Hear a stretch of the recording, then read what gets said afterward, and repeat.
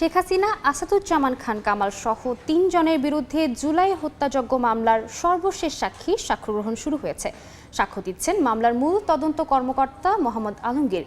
আন্তর্জাতিক অপরাধ ট্রাইব্যুনাল ১-এ ৫৪তম সাক্ষী হিসেবে এর সাক্ষ্য গ্রহণ হচ্ছে।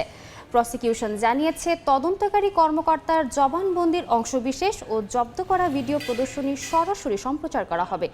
এর আগে ২৪ সেপ্টেম্বর এ মামলার ২২তম দিনের সাক্ষ্য গ্রহণ ও জেরা শেষ হয়।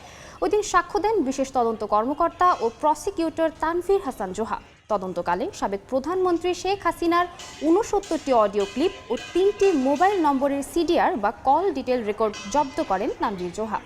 সাক্ষ্য গ্রহণ শেষে তিনি ৫টি অডিও কথোপকথন সম্বলিত ৩টি সিডি ট্রাইব্যুনালে দাখিল করেন। পরে সেসব ফোনালাপ শোনানো হয়।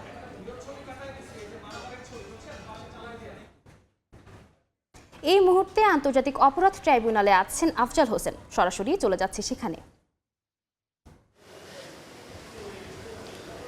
সাক্ষ্য গ্রহণটি শুরু হচ্ছে এবং কিছুক্ষণের মধ্যেই আন্তর্জাতিক অপরাধ ট্রাইব্যুনাল থেকে বিটিভি এবং ট্রাইব্যুনালের প্রসিকিউশনের যে ফেসবুক পেজ সেখান থেকে লাইভ সম্প্রচার করা হবে এবং সেই লাইভ সম্প্রচারটি সারা দেশের মানুষ এবং সারা বিশ্বের মানুষ দেখতে পারবে। এবং এই মামলায় আজকে ৫৪তম সাক্ষী মামলার তদন্ত কর্মকর্তা তিনি সাক্ষ্য দিবেন। তার সাক্ষ্য আজকে শুরু হলে সেটি শেষ করতে আরও ২-১ দিন সময় লাগবে এমনটাই কিন্তু প্রসিকিউশন বলছে। এবং তাকে আবার শেখ হাসিনার পক্ষে যে স্টেট ডিফেন্স রয়েছেন এবং আসাদুজ্জামান কামালের পক্ষে যে স্টেট ডিফেন্স তাকে জেরা করবেন।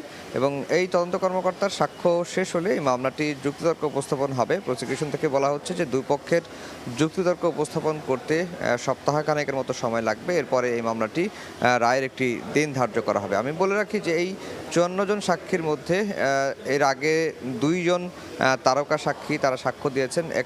একজন হচ্ছেন বৈষম্য বিরোধী আন্দোলনের অন্যতম সমন্বয়ক নাহিদ ইসলাম এবং তার আগে এই ট্রাইব্যুনালে এসে সাক্ষ্য দিয়ে গেছেন দৈনিক আমার দেশ সম্পাদক মাহমুদুর রহমান। এবং এই মামলার সবচেয়ে বড় সাক্ষী যেটি বলা হচ্ছে যে যিনি আসামি ছিলেন, আসামি থেকে রাজসাক্ষী হয়েছেন সাবেক পুলিশ মহাপরিদর্শক চৌধুরী আব্দুল আল মামুন।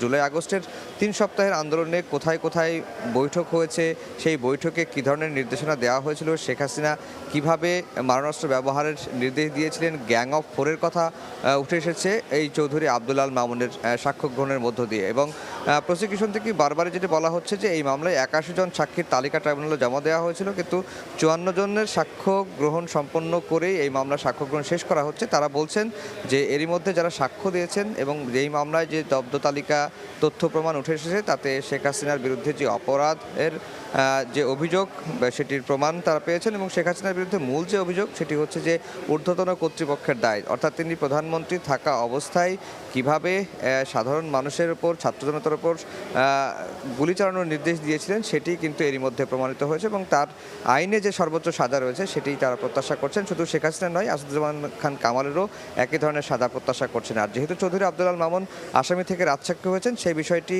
আসলে ফয়সালা করবেন আন্তর্জাতিক অপরাধ ট্রাইব্যুনাল। তো এই ছিল আন্তর্জাতিক অপরাধ ট্রাইব্যুনাল থেকে আমার কাছে সবশেষ খবর। সরাসরি যুক্ত ছিলাম আন্তর্জাতিক অপরাধ ট্রাইব্যুনালে।